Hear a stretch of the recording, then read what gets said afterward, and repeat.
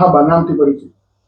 જય હિન્દ જય ભારત. જે અમારે પહેલગામ ગયા હતા હુમલો થયો હતો અને આજે ગુજરાત સરકાર આપણી ભાગ લઈને અને આપણા વ્યક્તિને ચિંદોર હાટું થઈને એને ઓલું કર્યું છે તે અમને એમ ખૂબ જ આનંદ થયો.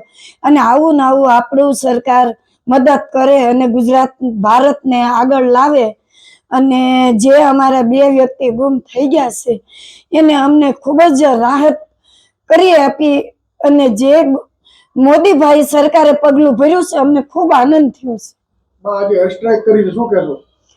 અમને એમ થાય છે કે જો આવી રીતના અમિત શાહ, મોદીભાઈ દેશ વિદેશના આપણને મદદ કરીને ભાગ લઈને ભારત દેશને જય હિન્દ જય ભારત કરીને આ સૈનિકોને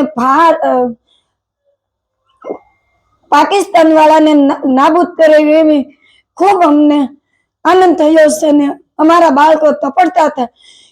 હવે તો એમ થાય છે કે આપણી ગુજરાતના આપણી સરકાર જીતે અને ભારત દેશને આગળ લાવે. ખૂબ નર્મ વિનંતી.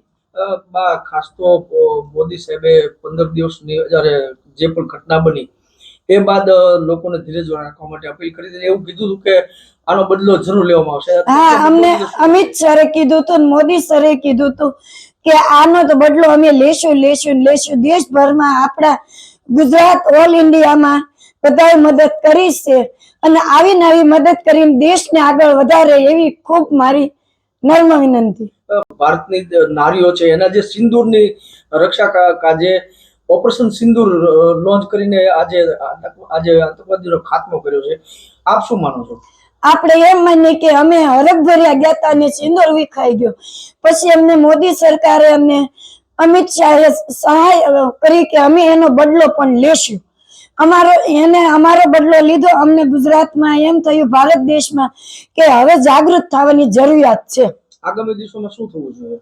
આગળના દિવસમાં તો એમ થવું જોઈએ કે જે અમે ગયા હતા ફરવા લાયક, પછી અમને એમ થયું કે જો આગળ પગલા લેશે તો દેશ ભારત આગળ વધી શકશે. નહીતર અમે કેમ આમાં બસ આવત.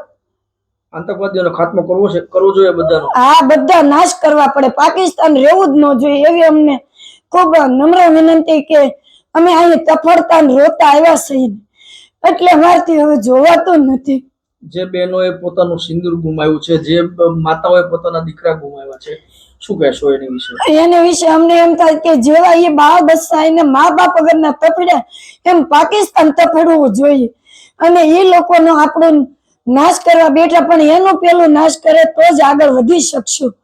અને અમારા હસબન્ડને મેં પોગાડ્યા એ મને જરાય જોવાતું નહોતું. હજી બીમાર રહેશે ને એને દેખાય છે બધું કે આવું કેવું અચાનક થયું.